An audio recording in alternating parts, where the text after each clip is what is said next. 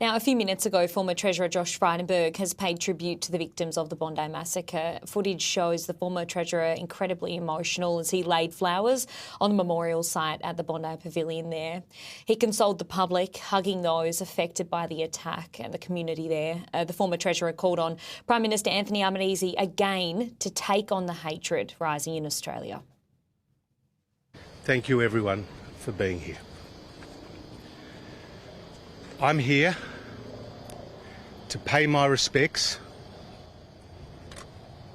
to the souls of 15 innocent people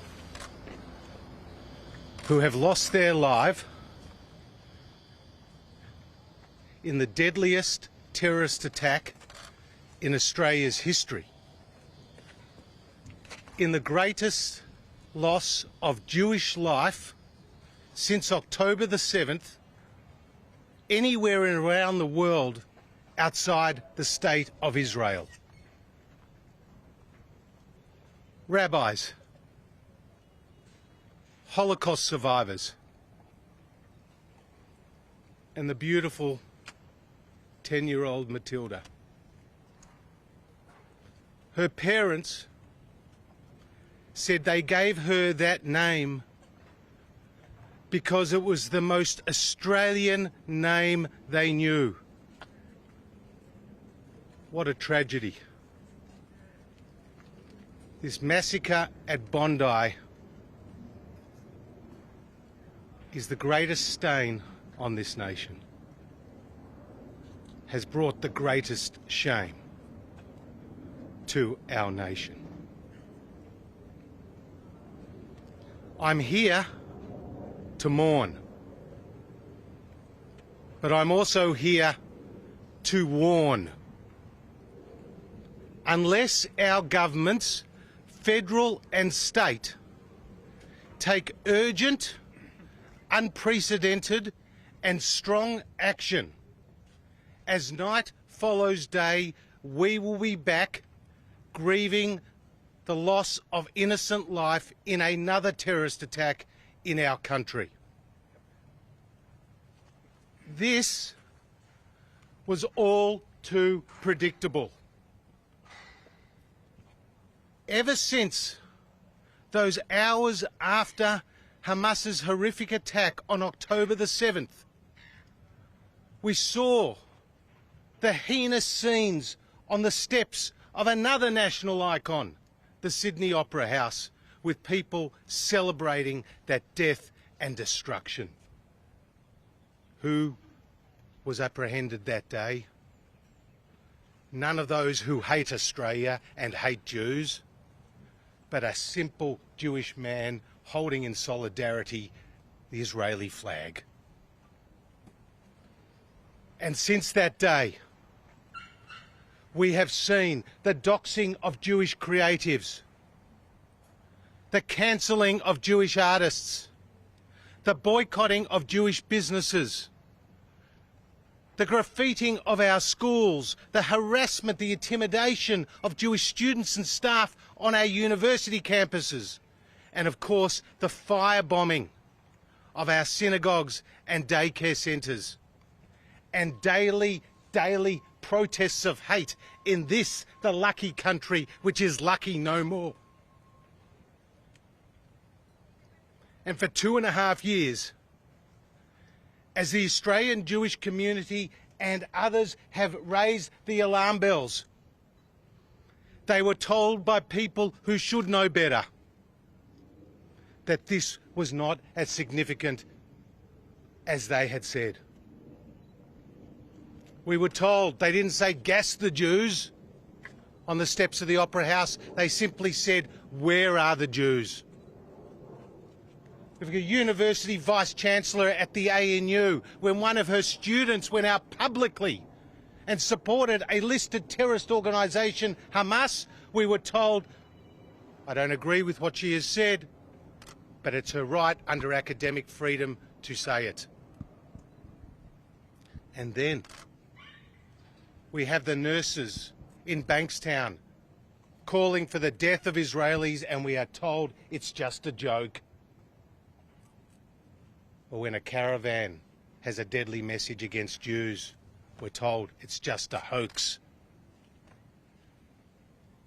Well, the greatest massacre in Australia's history is no hoax. It's no joke. It's a horrible, evil crime. So make no mistake, I am here, we are here, to fight for the soul of Australia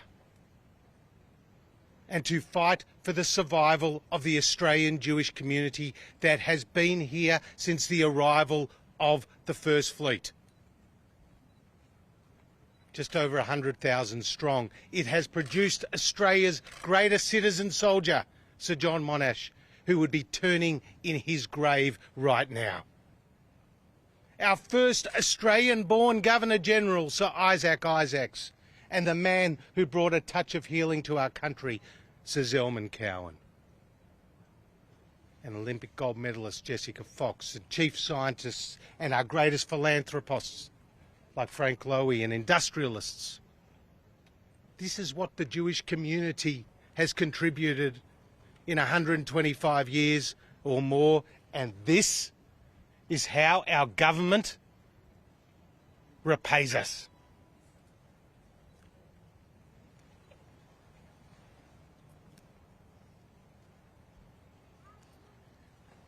We, as a Jewish community, have been abandoned and left alone by our governments.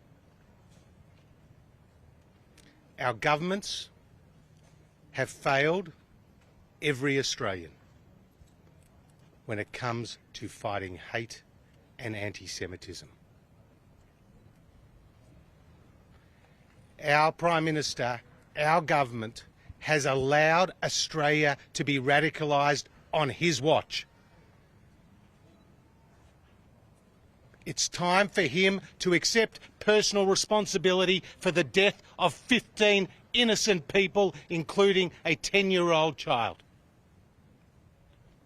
It's time our Prime Minister accepted accountability for what has happened here. And it's time our leaders stood up and led at last. And finally, this is a time for accountability and action. So, Prime Minister, I am going to give you some ideas about what you need to do. Yes.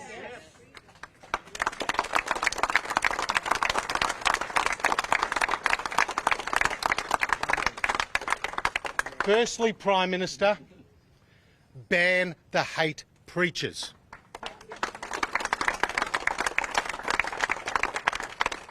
On October the 8th, in Lakemba, you had Islamic preachers say that October the 7th was an act of courage and pride. When the Muslim community hears that message for the last 2.5 years, is this any surprise? The shooter here who did this was linked to a factory of hate in Bankstown. How can that factory of hate be allowed to open its doors for one day more? I say no, I say never.